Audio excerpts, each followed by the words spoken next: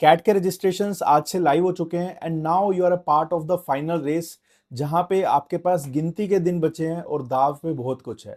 और इस टाइम खुद को डाउट करना, सेल्फ कॉन्फिडेंस लो होना और नेगेटिव थॉट्स आना हर बच्चे के लिए बहुत कॉमन है।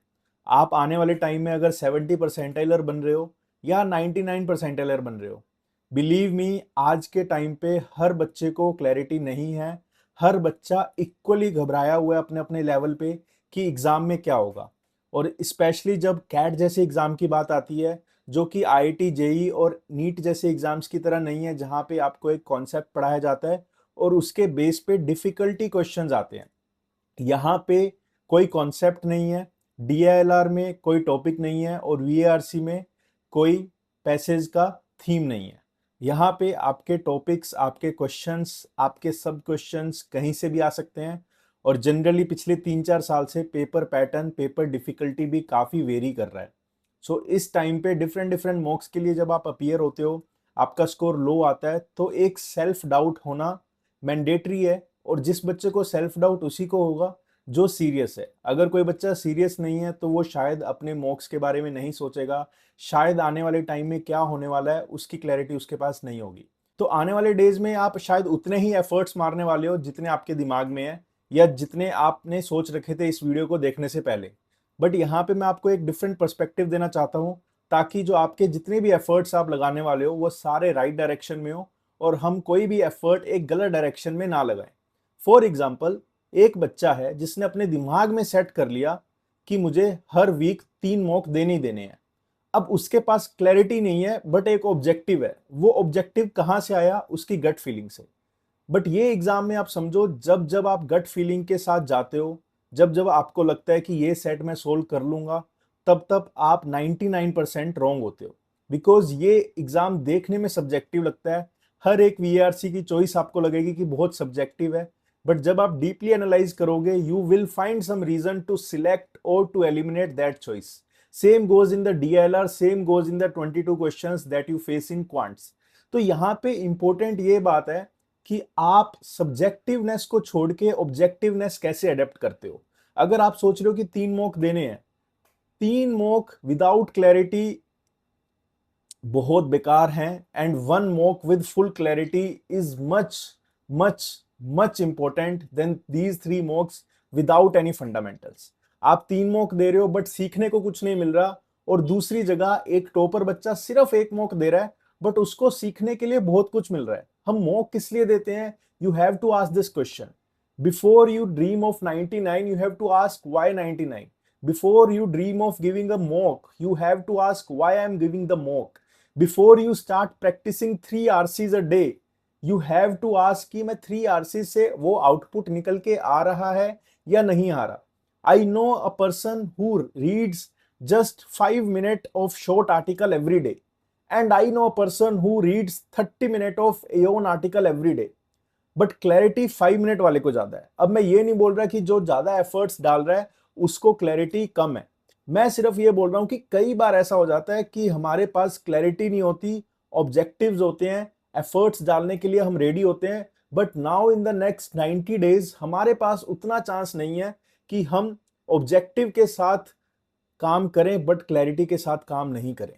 बिकॉज हर एक दिन बहुत इंपॉर्टेंट है और ये सारे वो दिन है जहां पे टाइम वेस्ट तो आप बिल्कुल अफोर्ड नहीं कर सकते। और जब हम टाइम वेस्ट अफोर्ड नहीं कर सकते, तब बेस्ट सोर्स होता है कि अपने एक्सपीरियंस्ड पर्सन से आप एक लेसन लो।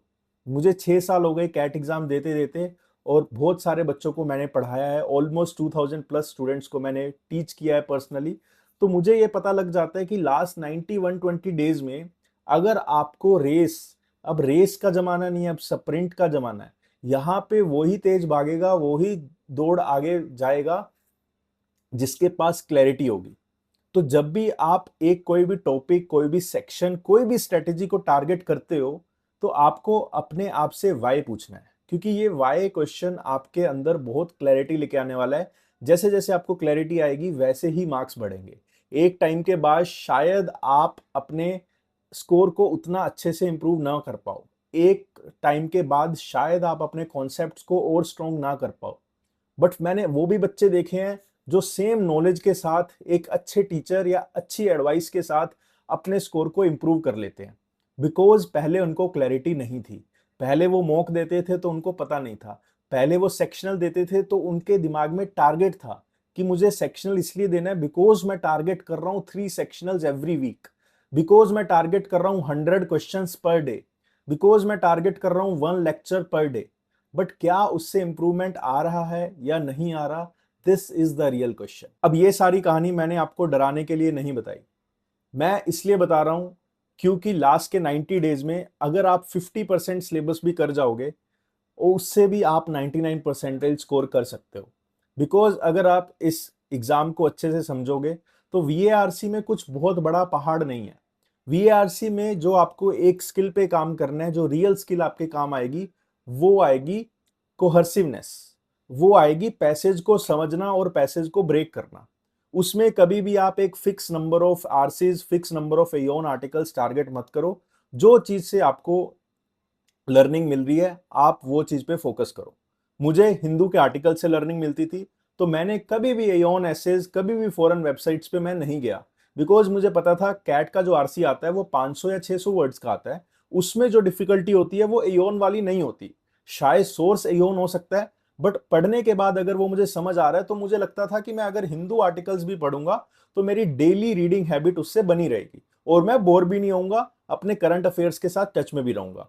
उसके बाद जब आप आरसी प्रैक्टिस कर रहे हो तो आरसी किस वजह से प्रैक्टिस कर रहे हो, what is the reason behind that, वो बहुत इंपॉर्टेंट है। जब तक आपको वो क्लैरिटी नहीं मिलेगी कि मैं आरसी क्यों कर रहा हूं, मेरे अगर कम मार्क्स आए हैं तो क्यों आए हैं, वी पीपल ऑफन आस्क यार मार्क्स कम आए हैं, मार्क्स को कैसे बढ़ाओ, but hardly there are students जिनको पता है कि मार्क्स मेरे कम क्यों आए हैं, what is the reason behind that.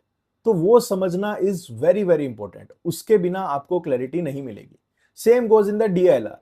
DILR में सेट सोल्व नहीं हो रहा is one thing, but DILR के एग्जाम के बाद जब आके हर बार आप कहते हो कि शायद मेरे और ज्यादा नंबर आ सकते थे, so what is the reason for that. वो और ज्यादा नंबर आने का रीजन सिर्फ यही होता है कि आपको लग रहा है कि मैं शायद ये सिलेक्ट कर लेता इसको सिलेक्ट करने की जगह, तो मेरे मार्क्स डेफिनेटली इंप्रूव हो सकते थे। बट नेक्स्ट मॉक में जाके आप फिर अगेन सेम गलती करते हो। उसका रीजन यही है कि आपने पिछले मॉक से एक सब्जेक्टिव लर्निंग ले ली कि शायद मैंने ऐसा नहीं किया इसीलिए मैं इंप्रूव नहीं कर पाया। बट ऑब्जेक्टिवली अगर आप जब देखोगे तो आपको पता लगेगा कि ये एक पैटर्न है जिसको ब्रेक करने की जरूरत है। आप एक गलत रास्ते पे चल रहे हो, जब आप वो रास्ते से डेविएट हो जाओगे, सही रास्ते को टारगेट करोगे, आपका स्कोर, आपका सेट सिलेक्शन अपने आप इंप्रूव होगा। तो ये क्लैरिटी आपके अंदर होना बहुत इंपॉर्टेंट है। अगर आप आईएम्स में भी जाओगे, कोई भी कॉम्पिटिटिव एग्जाम में देखोगे ना, तो शायद बहुत सारे बंदे उस एग्जाम को क्रैक कर लेते हैं बहुत कम एफर्ट्स डाल के, क्योंकि उनके पास क्लैरिटी होती है। और क्लैरिटी का मतलब ये नहीं है कि आप पढ़ाई छोड़ दो, क्लैरिटी तभी बिल्ड होगी जब आपके दिमाग में ये बात आपको पता होगी कि जो भी मैं कर रहा हूं उसका एक पर्पस होना चाहिए। जब तक वो पर्पस मीट हो रहा है सब कुछ सही है, बट जिस दिन लेट से आप वो पर्पस से डेविएट हो गए और आप नंबर्स को टारगेट करने लग गए, तो आप बहुत दिन उसमें वेस्ट कर दोगे। May be you might have wasted 2-3 months back as well, but आने वाले टाइम में मैं नहीं चाहता किसी बच्चे का कोई भी एक भी परसेंट टाइम इस चीजों में वेस्ट हो, जहां पे वो बाद में रियलाइज करे कि यार शायद ऐसा करना सही नहीं था। सो आज के बाद जितना भी आप काम करोगे, do it with the clarity.